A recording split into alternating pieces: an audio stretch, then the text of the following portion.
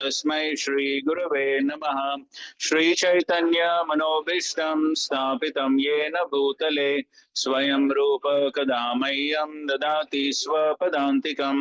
वन्देऽहं श्रीगुरो श्रीयुतापदकमलं श्रीगुरून् वैष्णव श्रीरूपं साग्रजातं सहगना रघुनाथान्वितं तं सजीवं साद्वैतं सावधूतं परिजनासहितं कृष्ण चैतन्य देवं श्री राधा कृष्ण पादान् सहगना ललिता श्री विशाखान्वितांश्च नमः। ओं विष्णुपदाय कृष्ण प्रेष्ठाय भूतले श्रीमते भक्ति वेदांत स्वामिनिति नामिने नमस्ते सारस्वते देवे गौरवाणी प्रचारिणे निर्विशेषा शून्यवादी पाश्चात्य देशतारिणे नमो महावदन्याय कृष्ण प्रेम प्रदायते कृष्णाय कृष्ण चैतन्य नामने गौरत्विषे नमः।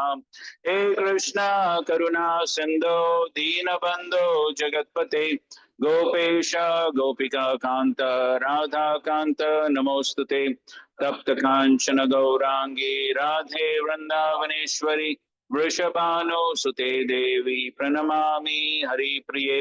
वाञ्छाकल्पतरुभ्यश्च कृपा सिन्धुभ्य एव च पतितानां पावनेभ्यो वैष्णवेभ्यो नमो नमः। जय श्री कृष्ण चैतन्य प्रभु नित्यानंद श्री अद्वैत गदाधर श्रीवासादि गौरभक्त वृंद। हरे कृष्णा कृष्णा कृष्णा हरे हरे हरे राम राम राम हरे हरे। 7 and 8 साथ में ट्रांसलेशन। हाँ ठीक है, ठीक। हरे कृष्णा।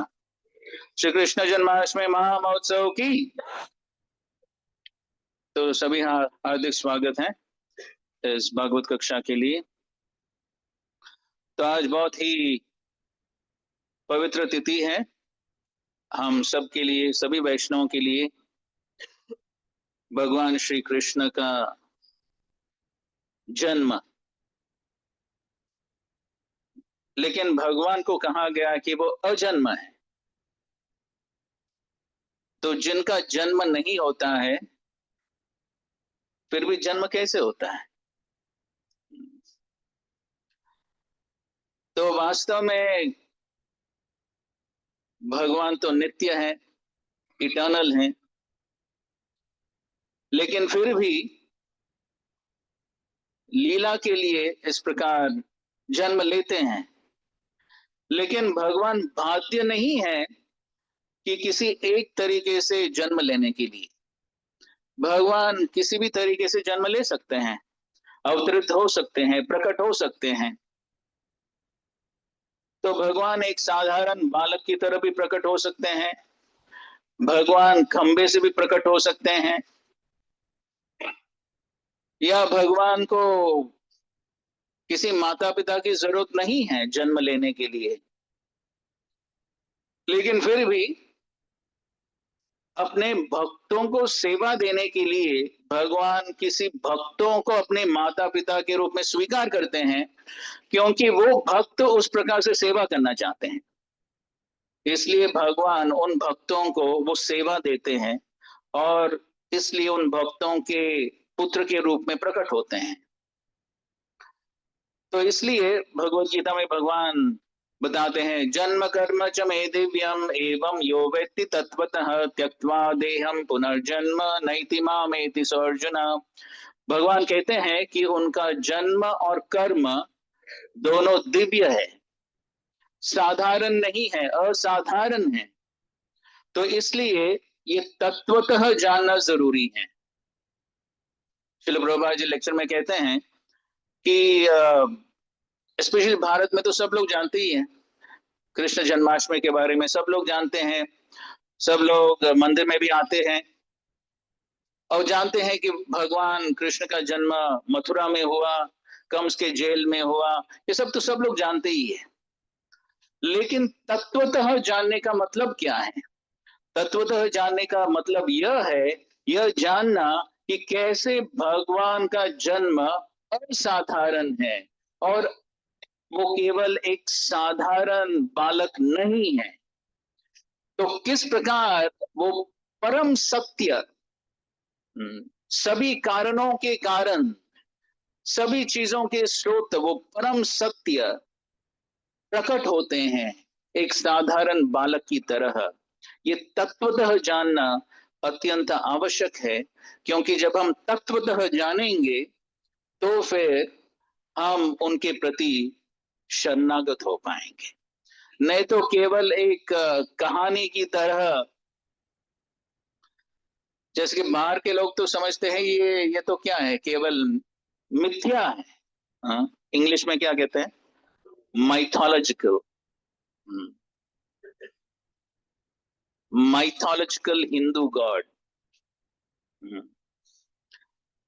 तो महाअवतार नरसिम्हा के बारे में भी वैसे लिखा रहता है ना, माइथोलॉजिकल गॉड। तो अगर भगवान मिथ्या है तो फिर उनके प्रति शरणागत होने की क्या जरूरत है, वो तो बस मनोरंजन के लिए। तो इसलिए तत्वतः जानना अत्यंत आवश्यक है, क्योंकि जब हम तत्वतः जानेंगे और फिर भगवान के प्रति शरणागत हो जाएंगे तो फिर उसका परिणाम क्या होगा, भगवान बता रहे हैं, त्यक्त्वा देहम पुनर्जन्म नैति माम एति। तो फिर हमारा पुनर्जन्म इस भौतिक जगत में नहीं होगा, फिर हम भगवत धाम जाने के लिए योग्य हो जाएंगे। तो इसलिए तत्वतः जानना अत्यंत आवश्यक है। और किस प्रकार भगवान का जन्म असाधारण है, श्रीमद् भागवतम के दशम स्कंद के 3रे अध्याय में बताया गया है। तो 7वां और 8वां श्लोकों का उच्चारण मैं करूंगा, क्योंकि कम समय है तो इसलिए, और यहाँ पर कहीं लिखा भी नहीं है, तो इसलिए मैं स्वयं ही इन श्लोकों का उच्चारण करूंगा, ठीक है, और फिर अनुवाद और तात्पर्य पढ़ेंगे। मुमुचुर्मुनयो देवा सुमनांसि मुदान्वितः मंदं मंदं जलधरा जगर्जुर अनुसागरम् निशिते तम उद्भूते जायमाने जनार्दने देवक्यां देवरूपिण्यां विष्णु सर्वगुहाशयः आविरासेद् यथा प्राच्यां दिशिन्दुर इव पुष्कलः। तो इसका इन 2 श्लोकों का अनुवाद इस प्रकार है। देवताओं तथा महान साधु पुरुषों ने प्रसन्न होकर फूलों की वर्षा की और आकाश में बादल उमड़ आए तथा मंद स्वर से गरज करने लगे, मानो समुद्र की लहरों की ध्वनि हो। तब हर हृदय में स्थित पूर्ण पुरुषोत्तम भगवान, तो भगवान कहाँ पर स्थित है, हर एक के हृदय में, हर हृदय में स्थित पूर्ण पुरुषोत्तम भगवान विष्णु रात्रि के गहन अंधकार में देवकी के हृदय से उसी तरह प्रकट हुए जिस तरह पूर्वी क्षितिज में पूर्ण चंद्रमा उदय हुआ हो, क्योंकि देवकी श्री कृष्ण की ही कोटि की थी। तात्पर्य में श्रील प्रभुपाद जी लिखते हैं, जैसा कि ब्रह्म संहिता में कहा गया है, आनंद चिन्मय रस प्रतिभाविताभिस्ताभिर्य एव निज रूपतया कलाभि गोलोक एव निवसत्य किलात्म भूतो गोविंदमादि पुरुषम तमहं भजामि। इस श्लोक से पता चलता है कि कृष्ण तथा उनके परिकर एक ही आध्यात्मिक शक्ति आनंद चिन्मय रस के होते हैं। कृष्ण के पिता, उनकी माता, उनके गोप मित्र तथा गायें सभी कृष्ण के अंश हैं, जैसा कि ब्रह्म विमोहन लीला में बतलाया जाएगा।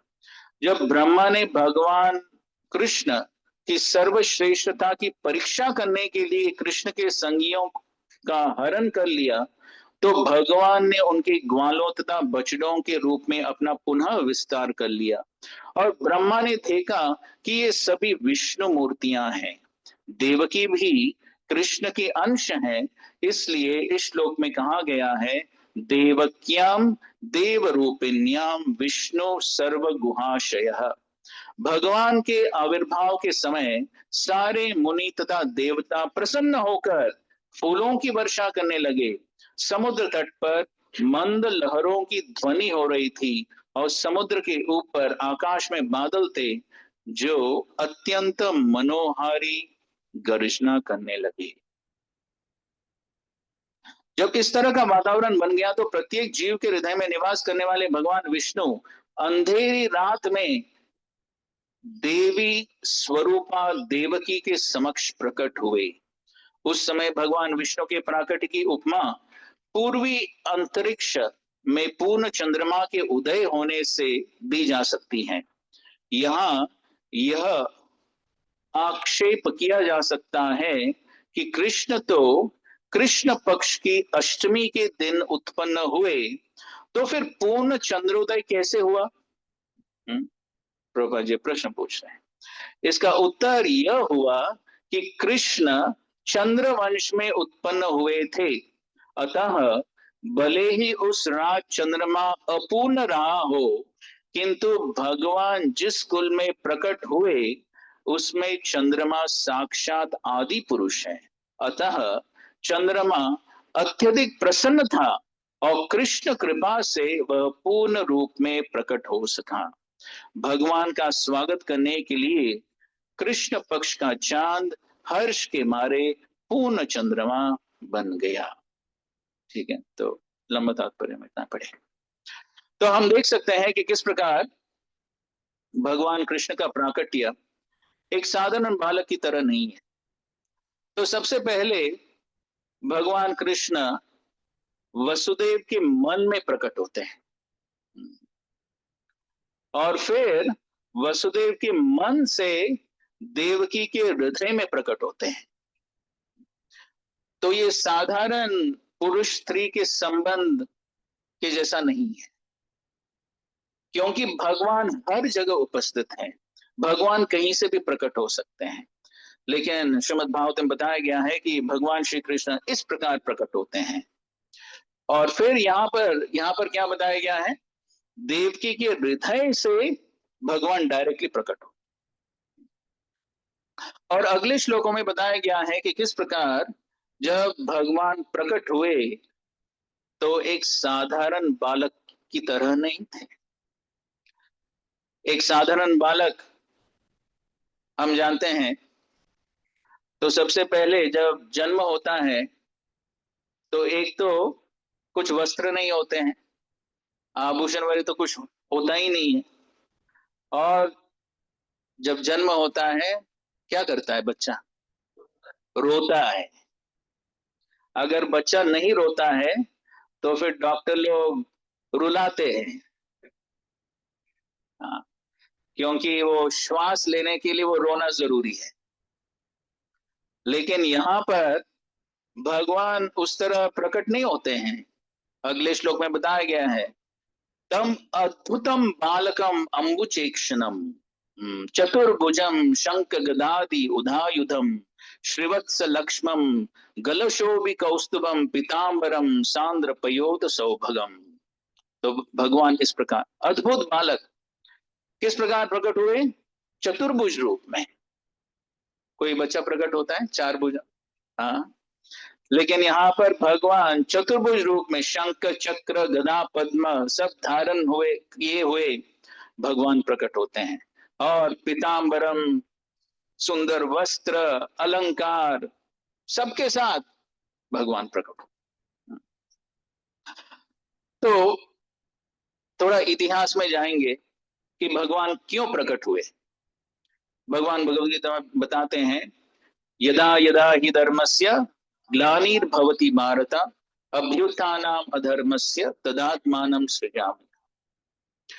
तो जब इस पूरे धरती पर बहुत सारे असुरी राजा थे और ये सब असुरी राजा अपने दुष्ट कार्यों के वजह से इस पूरे धरती पर बहुत बड़ा भार बन गया, तो इसलिए धरती माता ये जो पाप कार्य जो ये लोग कर रहे थे इसको सहन नहीं करते हुए धरती माता एक गाय का रूप लेती है और ब्रह्मा जी के पास जाती है और ब्रह्मा जी से विनंती करती हैं कि कृपया करके कुछ तो कीजिए, ये असुरी लोगों का संख्या बहुत ज्यादा बढ़ गया है।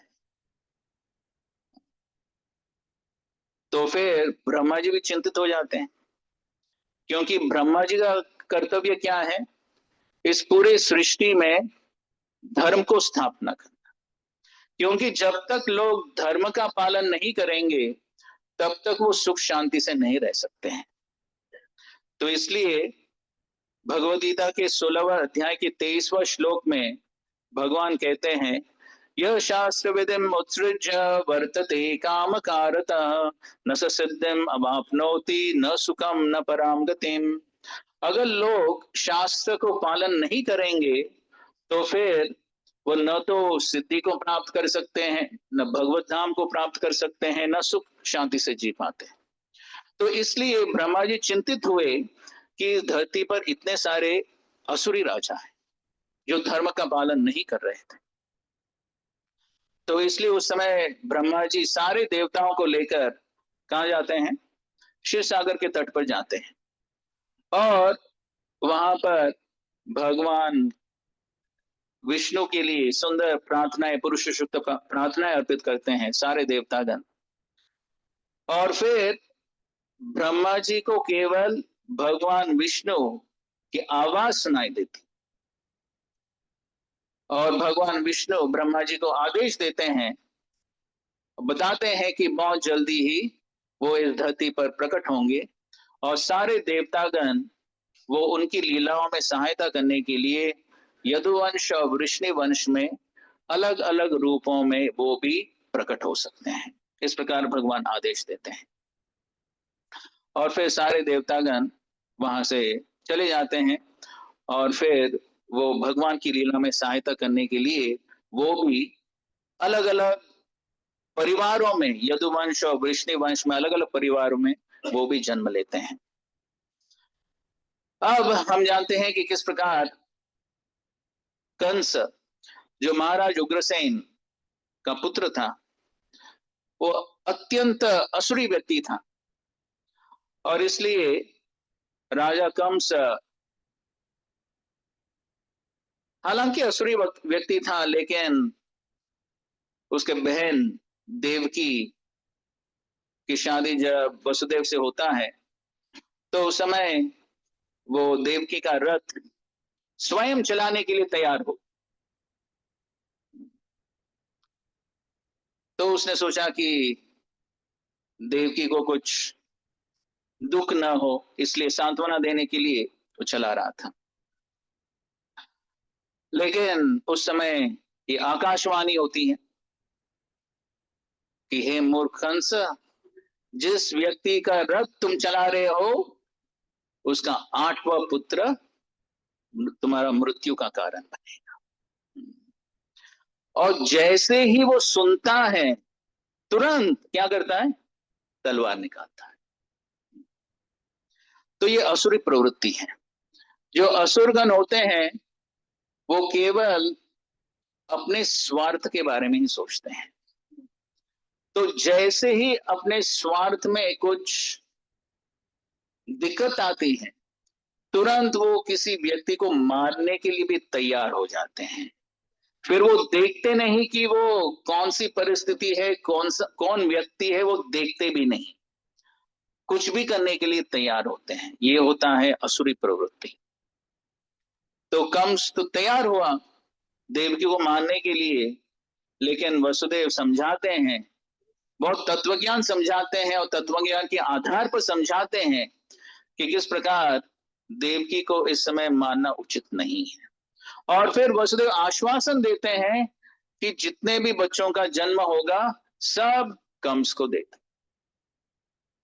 लेकिन कंस को पूरी तरह से विश्वास था कि वसुदेव अपने शब्दों को जरूर निभाएंगे, क्योंकि वसुदेव का चरित्र वैसा था, तो इसलिए कंस को पूरी तरह से विश्वास था।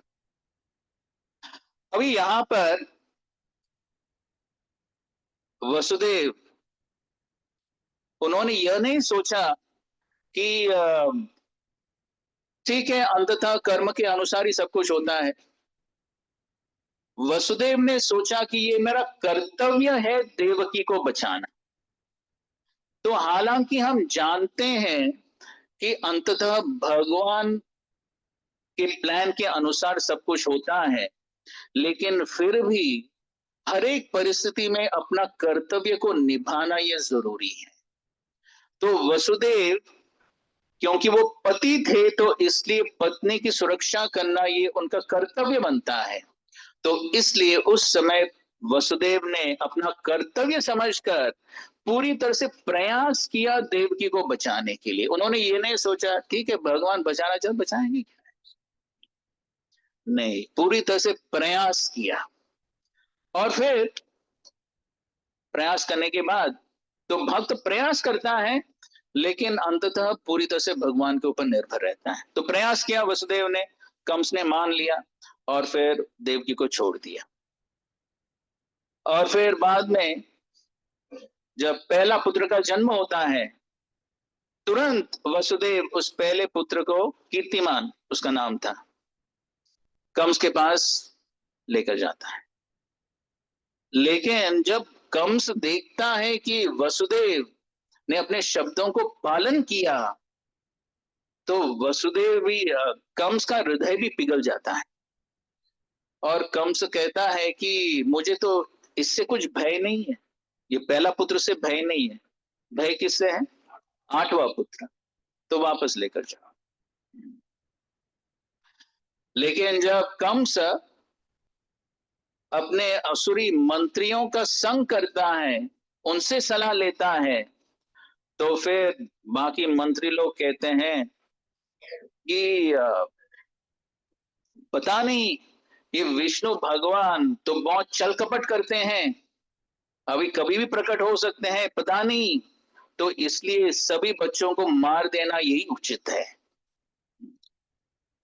और उतना ही नहीं, फिर कुछ समय के बाद नारद मुनि भी वहां पर आते हैं, और नारद मुनि भगवान की लीलाओं को देखना चाहते हैं, और भगवान की लीलाओं को थोड़ा स्पीड बढ़ाना चाहते थे। तो इसलिए नारद मुनि आकर कहते हैं कम से कि देखो, तो उदाहरण देते हैं, उदाहरण देते हैं किसका? कमल का। और कहते हैं कि जिस प्रकार कमल के पंखुड़ियां होते हैं, उसमें पहला कौन सा, दूसरा कौन सा, तीसरा कौन सा कह सकता है? नहीं। अभी वो तो सर्कल में है, तो सर्कल में कौन सा भी पहला हो सकता है, कौन सा भी दूसरा हो सकता है। तो इसलिए नारद मुनि कहते हैं कम से कि देखो, अभी हालांकि आकाशवाणी थी आठवीं पुत्र का, लेकिन पहला भी आठवां हो सकता है। अगर इस प्रकार गिनती करेंगे तो फिर आठवां पहला भी हो सकता है, पहला आठवां भी हो सकता है। तो इस प्रकार नारद मुनि ने बताया तो कंस भी भ्रमित हो गया, और कंस ने सोचा सही बात है, तो इसलिए फिर सभी बच्चों को वध करने लगा। और देवकी और वसुदेव को अपने आंखों के सामने अपने सारे बच्चों का वध देखना पड़ा। और फिर जब सातवां बार जब देवकी गर्भवती होती हैं, तो उस समय भगवान श्री कृष्ण योगमाया को आदेश देते हैं, और योगमाया उस गर्भ को स्थानांतर करती है। वो कौन थे? बलराम। अभी यहां पर आचार्यगण एक महत्वपूर्ण सिद्धांत बताते हैं जो समझना अत्यंत आवश्यक है इस जन्माष्टमी के अवसर पर। जो कहानी है सब जानते हैं, लेकिन ये थोड़ा तत्व ज्ञान समझना जरूरी है कि भगवान कब प्रकट होंगे, क्यों प्रकट होंगे, कहां प्रकट होंगे, ये समझना जरूरी है। तो आचार्यगण समझाते हैं कि देवकी के 6 बच्चे जो है, ये इतिहास के अनुसार ये मरीचि के पुत्र थे। मरीचि कौन है? नहीं, वो रावण का मित्र, वो मरीचि नहीं है। ये मरीचि कौन है? ब्रह्मा जी के पुत्र। ब्रह्मा जी के एक पुत्र का नाम है मरीचि। तो ये मरीचि के 6 पुत्र हुए, और ये मरीचि के 6 पुत्र एक बार जब ब्रह्मा जी कुछ गलती करते हैं तो फिर वो हंसते हैं, और इसलिए उनको शाप मिलता है। और इस शाप के वजह से ये ब्रह्मा जी, ये मरीचि के 6 पुत्र वो हिरण्यकशिपु के पोते बन जाते हैं, हिरण्यकशिपु ग्रैंडसन्स। और फिर ये हिरण्यकशिपु के पोते एक बार वो हिरण्यकशिपु को पूछे बिना, अनुमति लिए बिना वो कुछ तपस्या करने लगते हैं। जब वो तपस्या करने लगते हैं तो हिरण्यकशिपु देखते हैं कि अरे ये कैसे बच्चे हैं, मुझे पूछा भी नहीं और ऐसे ही कुछ तपस्या कर रहे हैं। पता नहीं भगवान विष्णु को प्रसन्न करने के लिए तपस्या कर रहे होंगे। और विष्णु हिरण्यकशिपु के लिए कौन थे? बहुत बड़े शत्रु थे। तो इसलिए हिरण्यकशिपु बहुत क्रोधित हुए और हिरण्यकशिपु शाप देते हैं कि तुम लोग कालनेमी के पुत्र बन जाओ, और फिर अगले जन्म में ये कालनेमी बनेगा कंस, और कंस तुम्हारा वध करे। कौन शाप देता है? हिरण्यकशिपु। तो इसलिए ये 6 पुत्र जो है वो इस प्रकार वसुदेव और देवकी के पुत्र बन जाते हैं और कंस उनका वध करते हैं। समझ में आ गया ये इतिहास? थोड़ा कंफ्यूजिंग हो गया। एनी केस, तो ये शाप के वजह से ये कालनेमी के पुत्र जो हैं वो कौन बने? देवकी के पुत्र बने, और उनको वध करने के लिए कालनेमी बन जाता है कंस। ठीक है, तो ये इतिहास है। इतिहास याद हो या न हो, उसके पीछे तत्वज्ञान यह है, आचार्यगण समझाते हैं। तो ये मरीचि के 6 पुत्र जो है ये हमारे हृदय या चेतना में जो असुर रूपी अनर्थ है, कौन है? काम, क्रोध, लोभ, मोह, मद और मत्सर्य, उनके प्रतीक है। ये मरीचि के 6 पुत्र ये 6 अनर्थ के प्रतीक है। और कंस जो है वो भौतिक भय का प्रतीक है। कंस रिप्रेजेंट्स मेटीरियल फियर,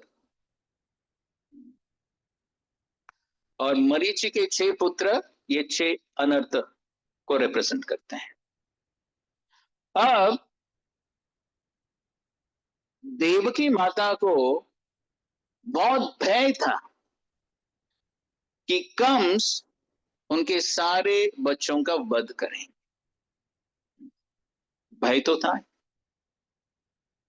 और इसलिए माता देवकी प्रतीक्षा कर रही थी कि कब भगवान विष्णु प्रकट होंगे और कंस का वध करेंगे। प्रतीक्षा कर रहे थे, क्योंकि उनको पता था कि अंततः भगवान विष्णु उनका पुत्र बनेंगे और कंस का वध करेंगे। तो आचार्यगण समझाते हैं इसी प्रकार जब हम भौतिक जीवन से भयभीत होते हैं और भगवान विष्णु का आश्रय लेते हैं, तभी सबसे पहले गुरु प्रकट होते हैं हमारे जीवन में। तो सबसे पहले कौन प्रकट हुए? बलराम जी। बलराम जी कौन है? आदि गुरु। तो अगर हम भगवान की कृपा को आकर्षित करना चाहते हैं, भौतिक जीवन से भयभीत होना आवश्यक है। अगर हम सोचेंगे भौतिक जगत बहुत सुंदर जगह है, ये जगत किसके लिए बना है? हमारे इंद्र तृप्ति के लिए। तो जो साधारण लोग हैं वो क्या सोचते हैं? वो सोचते हैं ये भौतिक जगत हमारे इंद्र तृप्ति के लिए बना है। यहाँ पर सुख का अनुभव करने के लिए ही हमें प्रयास करना चाहिए। जो साधारण भौतिकवादी लोग हैं वो यह नहीं समझते हैं कि यहाँ पर केवल दुख ही दुख है।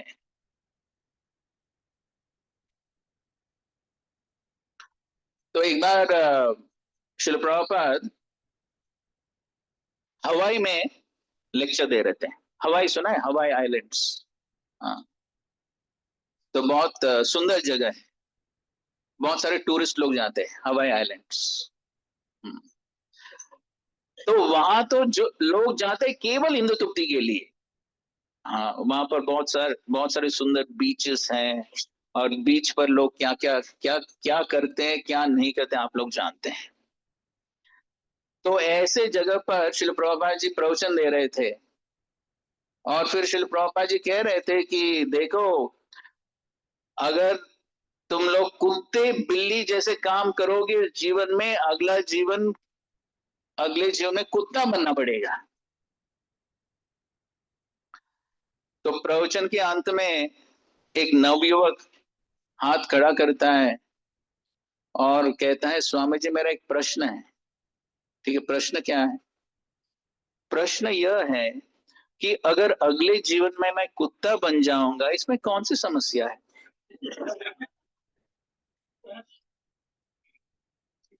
कुत्ता बन जाऊंगा तो, लेकिन पिछला जीवन सब भूल जाऊंगा ना, तो क्या समस्या है? तो प्रभुपाद जी कहते हैं कि देखिए, लोग इतना डिग्रेड हो गए हैं, इतना गिर गए, कुत्ता बनने के लिए भय नहीं है। वहां उल्टा वो क्या सोचते हैं, अभी मनुष्य शरीर में इंद्र तृप्ति करने के लिए लोग संकोच करते हैं ना। तो लोग सोचते हैं अगर मैं कुत्ता बन जाऊंगा तो संकोच करने की जरूरत है ही नहीं, बस सड़क पर इंद्र तृप्ति करो। उल्टा अच्छा है ना, इस प्रकार लोगों का सोचना। तो भौतिक जीवन के बारे में बिल्कुल भय है ही नहीं। तो अगर भौतिक जीवन के बारे में भय है ही नहीं, तो फिर भगवान की क्या जरूरत है? क्या जरूरत है? लेकिन जब व्यक्ति समझता है कि इस भौतिक जगत में, कल भी हम चर्चा कर रहे थे, हर क्षण हर पल खतरा है, दुखालयम है, 3 प्रकार के क्लेश हैं, जन्म मृत्यु जरा व्याधि दुख दोष अनुदर्शनम। समझना चाहिए ये भौतिक जगत, इसमें वास्तव में बिल्कुल सुख है ही नहीं। जिस हद तक हमें यह साक्षात्कार होगा कि यहाँ पर सुख नहीं है, जितना भी प्रयास करो, कितना भी प्रयास करो, यहाँ पर सुख मिलने वाला नहीं है। यह जगह सुख प्राप्त करने के लिए नहीं है, लेकिन सुख कहीं और है। जब इस तत्व पर हमें विश्वास होता है, तभी हम भगवान के प्रति शरणागत होंगे, भगवान का धाम जाने के लिए। तो इसलिए जब, जिस प्रकार देवकी कम से भयभीत थी, उसी प्रकार जब हम इस भौतिक जगत से भयभीत हो जाते हैं और भगवान के प्रति शरणागत हो जाते हैं, तब भगवान क्या करते हैं? हमारे जीवन में गुरु को भेजते हैं। और फिर जिस प्रकार सबसे पहले देवकी के घर में बलराम जी प्रकट हुए, और बलराम जी क्या करते हैं? बलराम जी उस एक अनुकूल परिस्थिति निर्माण करते हैं भगवान को अवतरित होने के लिए। तो बलराम जी देवकी के गर्भ को एक अनुकूल परिस्थिति बनाते हैं, जिससे वहां पर भगवान श्री कृष्ण प्रकट हो सके। उसी प्रकार सबसे पहले गुरु प्रकट होते हैं, और गुरु हमें आदेश निर्देश देते हैं, जिससे हमारी चेतना शुद्ध हो जाए और शुद्ध चेतना में भगवान श्री कृष्ण प्रकट होंगे। तो इसलिए श्रील प्रभुपाद जी अक्सर कहते थे, भगवान की कृपा से गुरु प्राप्त होते हैं और गुरु की कृपा से भगवान प्राप्त होते हैं। तो ये तत्व ज्ञान है भगवान के अवतरण के लिए। तो इसलिए अगर हम चाहते हैं, तो जन्माष्टमी का मतलब क्या है? हम भगवान को अपने हृदय में स्वागत कर रहे हैं। भगवान अपने हृदय में प्रकट होते हैं। भगवान तो है, जैसे कि अभी हमने पढ़ा ना, भगवान सभी के हृदय में विद्यमान है, लेकिन क्या हमें वो साक्षात्कार है कि भगवान हमारे हृदय में है? भगवान तो है, लेकिन वो साक्षात्कार नहीं है। तो इसलिए अगर हमें वो साक्षात्कार प्राप्त होना है कि भगवान मेरे हृदय में है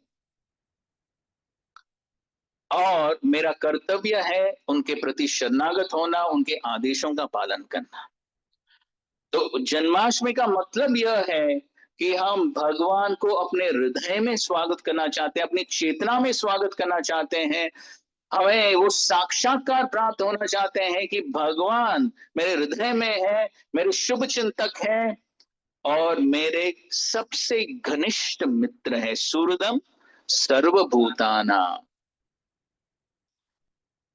तो हम सोच सकते हैं कि ये व्यक्ति मेरा बहुत निकट के रिश्ते हैं, इस प्रकार हम सोचते हैं, लेकिन सबसे निकट का व्यक्ति कौन है? भगवान श्री कृष्ण। तो इसलिए हमें विश्वास होना है कि भगवान श्री कृष्ण हमारे जीवन में जो भी करते हैं वो मेरे भलाई के लिए ही है।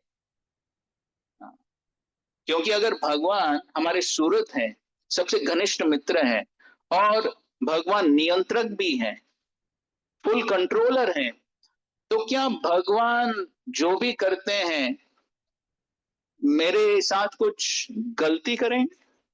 नहीं, जो भी भगवान करते हैं वो मेरे भलाई के लिए ही करेंगे। तो ये विश्वास के साथ भक्ति करना ये अत्यंत आवश्यक है। तो इस प्रकार जब हम पूरी तरह से भगवान के ऊपर श्रद्धा रखते हुए भक्तों की संगति में जब हम शुद्ध भक्ति करते हैं, तब हमारा हृदय शुद्ध हो सकता है और इस शुद्ध हृदय में भगवान प्रकट हो सकते हैं। तो इसलिए यहाँ पर हम देखते हैं कि जब बलराम जी एक अनुकूल परिस्थिति तैयार करते हैं, तभी भगवान श्री कृष्ण इस प्रकार सुंदर रूप में प्रकट होते हैं। और फिर वसुदेव और देवकी बहुत सारे सुंदर प्रार्थनाएं अर्पित करते हैं। यह प्रार्थना अर्पित करने के बाद फिर भगवान श्री कृष्ण बोलने लगते हैं, वसुदेव और देवकी से वार्तालाप करते हैं और फिर भगवान इतिहास बताते हैं कि कैसे पूर्व जन्म में, ठीक है, यह श्लोक हम पढ़ेंगे।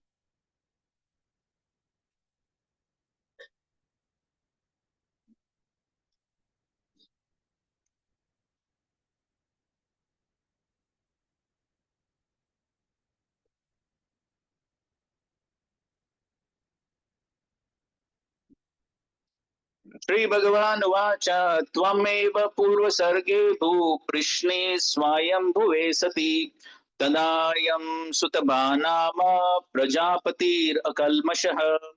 तो भगवान कहते हैं अपने माता से, कहते हैं कि पूर्व एक बार तुम स्वयंभू स्वयंभू मनवंतर में तुम कृष्णी थी और वसुदेव तुम प्रजापति सुतपा थे।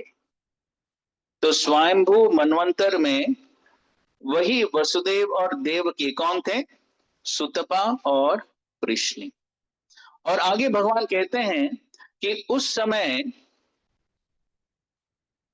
तुम दोनों ने बहुत कड़ी तपस्या की, और उस तपस्या का वर्णन भी करते हैं भगवान। और फिर भगवान कहते हैं कि इस प्रकार तुम दोनों ने 12,000 देवताओं के साथ, हमारे साल नहीं, देवताओं के साल, देवताओं के साल कितना होता है? हमारे 6 महीने, उनका एक दिन, उनके लिए 12 घंटा। तो इस प्रकार 12,000 सालों तक उन्होंने तपस्या की, पूरी तरह से भगवान को संतुष्ट करने के लिए, भगवान का स्मरण करते हुए उन्होंने इस प्रकार तपस्या किया। और फिर तपस्या करने के बाद भगवान कहते हैं तपसा श्रद्धया नित्यम भक्त्या च रिधि भाविता। और फिर भगवान इस तपस्या से तदा वाम परितुष्टो अहम परितुष्टो, भगवान कहते हैं उस तपस्या से मैं संतुष्ट हो गया। तो भगवान को प्राप्त करना इतना आसान नहीं है। तो भगवान कोई साधारण व्यक्ति नहीं है, भगवत धाम जाना कोई साधारण चीज नहीं है। प्रभुपाद जी कहते हैं कि यहाँ पर भी एक देश से दूसरे देश जाने के लिए क्या क्या नहीं करना पड़ता है, पासपोर्ट, वीजा और बहुत सारे डॉक्यूमेंट्स, और ये सब करने के बाद भी कुछ गारंटी नहीं होता है वीजा मिलेगा या नहीं। बहुत लोग अमेरिका जाना चाहते हैं, लेकिन आजकल इतना आसान नहीं है अमेरिका जाना। तो वहां पर एक कोई महान व्यक्ति हैं जिन्होंने बहुत सारे रूल्स बनाए। तो तो अगर एक देश से दूसरा देश जाना आसान नहीं है, तो क्या भगवत धाम जाना आसान है? तो इसलिए कुछ तपस्या की जरूरत है। तो यहाँ पर ये लोगों ने 12,000 सालों के लिए तपस्या की। हम कर पाएंगे? आज एक दिन की तपस्या है, वो भी 24 घंटे भी नहीं ना। अभी कितने घंटे बचे? हाँ, 15 घंटे। तो फिर भी सबके मन में वही चलता रहता है, 15 घंटे।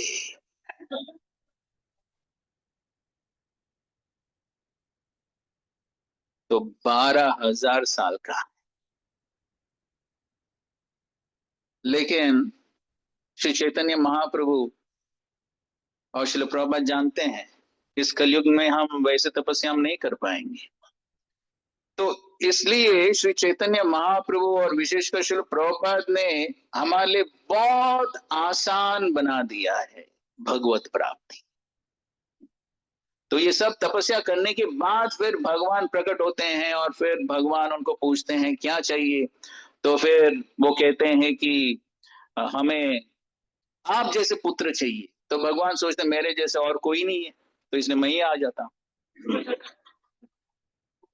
तो फिर इस प्रकार भगवान उनके पुत्र बन जाते हैं जिनका नाम है कृष्णिगर्भ, कृष्णिगर्भ। और फिर भगवान उनको बनाते हैं कि फिर अगली बार वही वसुदेव और देवकी बनते हैं कश्यप मुनि और अदिति, और उनका पुत्र बन जाते हैं वामन देव, वामन भगवान। और फिर भगवान कहते हैं कि वही कश्यप मुनि और अदिति अब वसुदेव और देवकी बने, और फिर भगवान उनके पुत्र के रूप में आते हैं। तो भगवान स्वयं कहते हैं कि उनको दिखाने के लिए कि मैं कोई साधारण बालक जन्म नहीं लिया, स्वयं भगवान हूं मैं। क्योंकि उन्होंने इच्छा की ना कि भगवान उनके पुत्र बने, तो इसलिए अगर वो साधारण बालक की तरह जन्म लेता तो फिर उनको विश्वास कैसे होता कि ये स्वयं भगवान है। वसुदेव और देवकी सोच सकते हैं ना कि ये तो साधारण बालक है, विश्वास कैसे होगा। तो इसलिए वो विश्वास दिलाने के लिए भगवान भगवान के रूप में प्रकट होते हैं चतुर्भुज के साथ, ताकि वसुदेव और देवकी को विश्वास हो जाए कि स्वयं भगवान उनका पुत्र बनकर आए। तो इस प्रकार भगवान बताते हैं।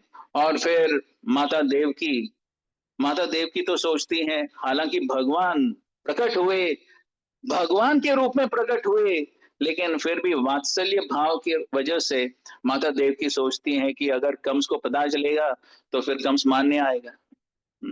तो ये वात्सल्य प्रेम है। तो हालांकि भगवान के रूप में सामने खड़े हैं, लेकिन फिर भी देवकी सोचती है कि अगर कंस को पता चलेगा मारने के लिए आए, तो इसलिए वो कहती हैं, विनंती करती हैं भगवान से कि कृपया करके एक साधारण बालक का रूप लीजिए। तो फिर भगवान एक साधारण बालक की तरफ प्रकट होते हैं और फिर वसुदेव उनको गोकुल लेकर जाते हैं।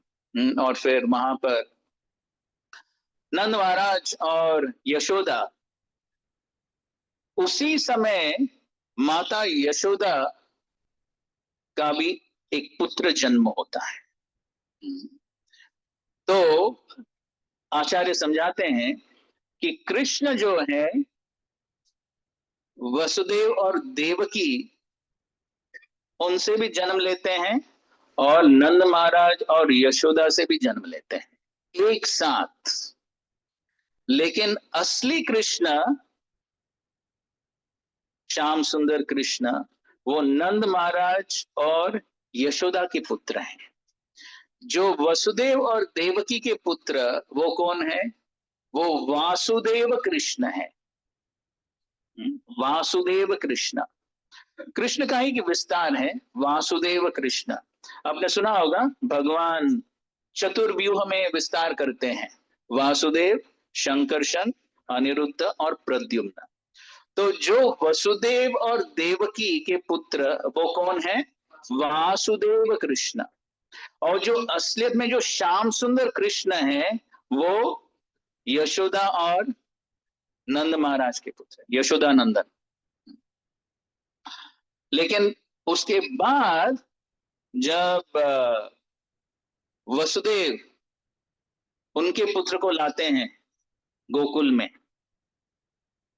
तो उसके बाद दोनों कृष्ण एक हो जाते हैं। क्योंकि जो श्याम सुंदर कृष्ण है वो भगवान है, असलियत में भगवान है, जो हम कहते हैं गोविंदम आदि पुरुषम, वो श्याम सुंदर कृष्ण है, यशोदा नंदन है। लेकिन यशोदा नंदन कृष्ण में बाकी जितने भी अवतार हैं यशोदा नंदन कृष्ण में विनीत निहित है उनमें।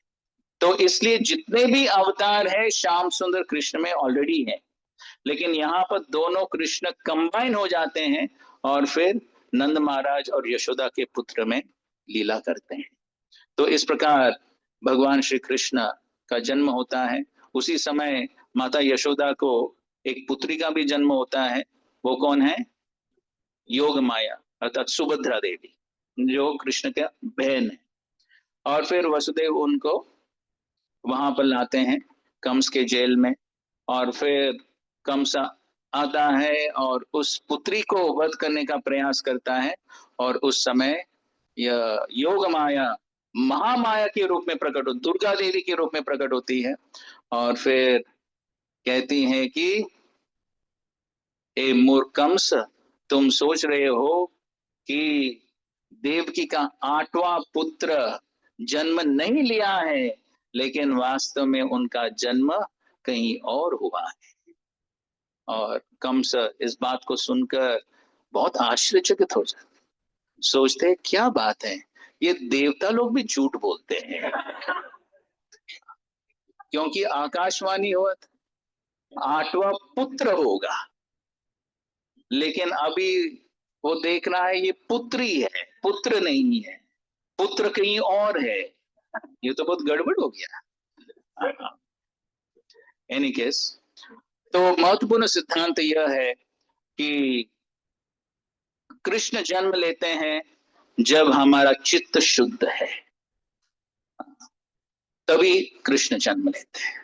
और चित्त का शुद्धिकरण के लिए तपस्या की जरूरत है। और इसलिए श्री चैतन्य महाप्रभु और श्रील प्रभुपाद जी ने हमारे लिए थोड़ी तपस्या दिया है, ज्यादा नहीं। केवल हर रोज क्या करना है? 16 माला हरे कृष्ण मंत्र पे कितना समय लगता है? केवल 2 घंटे, 24 घंटे में केवल 2 घंटे।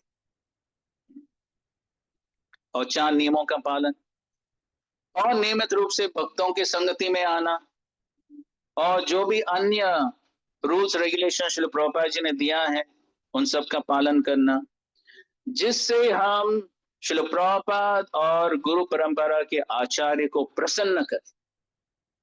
क्योंकि जब वो प्रसन्न हो जाएंगे, जब गुरु प्रसन्न हो जाते हैं, तब भगवान की कृपा को हम प्राप्त कर सकते। यस्य प्रसादात् भगवत प्रसादो यस्य प्रसादान् न गति कुतोपि। तो हर जन्माष्टमी को हमें इस पर विचार करना चाहिए कि क्या मैं गुरु के दिए हुए आदेश, श्री प्रभुपाद जी के दिए हुए आदेश को मैं ठीक से पालन कर रहा हूं या नहीं। इस बात पर थोड़ा मनन करना चाहिए। और जो भी हम भक्तिमय सेवा कर रहे हैं उसका जो क्वालिटी है, जप का क्वालिटी हो, श्रवण कीर्तन का क्वालिटी हो, सेवा का क्वालिटी हो, हर एक इसमें क्वालिटी को हम बढ़ा सकते हैं, जिससे श्रील प्रभुपाद और सारे गुरु प्रसन्न हो जाएं। क्योंकि जब वो प्रसन्न हो जाएंगे तभी भगवान प्रकट होंगे, तभी भगवान को हम समझ पाएंगे उनकी कृपा से। तो इसलिए ऐसा नहीं होना चाहिए कि हर साल हम जन्माष्टमी मना रहे हैं और बहुत सारे नए लोग भी आते हैं, नए लोग जुड़ जाते हैं, भक्ति करते हैं, लेकिन ऐसा नहीं होना चाहिए कि हमारी भक्ति को हम खो बैठे। ऐसा नहीं होना चाहिए। तो हर जन्माष्टमी को हमें सोचना चाहिए कि मुझे अगले जन्माष्टमी तक भक्ति में और प्रगति करनी है, और कैसे मैं वो प्रगति कर पाऊं। तो इस प्रकार हमें सोचकर हमारे जो जन्माष्टमी है असलियत में सफल होगा जब हम इस प्रकार गुरु और कृष्ण को प्रसन्न करने का पूरी तरह से प्रयास करेंगे। तो श्रील प्रभुपाद जी ने हमें ये बहुत सुंदर संस्था दिया है जिसमें हर प्रकार की फैसिलिटी उपलब्ध है भक्ति में आगे बढ़ने के लिए। श्रील प्रभुपाद जी ने इतने सारे ग्रंथ दिए, श्रील प्रभुपाद जी ने सुंदर अर्च विग्रह, सुंदर भक्तों की संगति, और महाप्रसाद। ऑफ कोर्स आज तो महाप्रसाद रात को है, लेकिन हर दिन हमें सुंदर महाप्रसाद प्राप्त होता है। और इस प्रकार श्रील प्रभुपाद जी ने हमें सब कुछ दिया है भक्ति में आगे बढ़ने के लिए। केवल अगर हम इस्कॉन में रहेंगे और श्रील प्रभुपाद जी के आदेशों को अच्छी तरह से पालन करेंगे, प्रभुपाद जी हमें आश्वासन देते हैं कि अगर उनके दिए हुए आदेशों को हम अच्छी तरह से पालन करेंगे, जिससे वो प्रसन्न हो जाए, तो निश्चित है कि एक जन्म हम भगवत धाम जा सकेंगे और वहां पर नित्य रूप से हम भगवान श्री कृष्ण के साथ आदान प्रदान कर सकते हैं, उनके साथ खेल सकते हैं। कृष्ण बलराम के साथ हम खेल सकते हैं, उनके साथ भोजन कर सकते हैं, उनके साथ नृत्य कर सकते हैं, और इस प्रकार नित्य रूप से हम आनंद के साथ, दिव्य आनंद के साथ हम भगवान के साथ अपना जीवन अनंत काल तक नित्य रूप से बिता सकते हैं, और पुनः इस भौतिक जगत में आने की जरूरत नहीं है। तो ये जन्माष्टमी का महत्व है, और इस प्रकार पूरी तरह से गुरु और कृष्ण को प्रसन्न करने के लिए प्रयास करना, यही हमारा जीवन का उद्देश्य है। और अगर हम इस प्रकार जीवन जिएंगे तो सिद्धि प्राप्त होना, सफलता प्राप्त होना ये निश्चित है। बहुत बहुत धन्यवाद। बोलो श्री कृष्ण जन्माष्टमी महामहोत्सव की, प्रभुपाद की, गौर भक्त वृंद की बहुत बहुत धन्यवाद। हरे कृष्ण।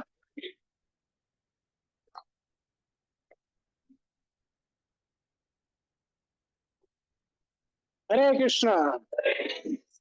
हम प्रभु जी का बहुत बहुत धन्यवाद देंगे जन्माष्टमी के शुभ अवसर पे हमारी चेतना को सही बनाने के लिए।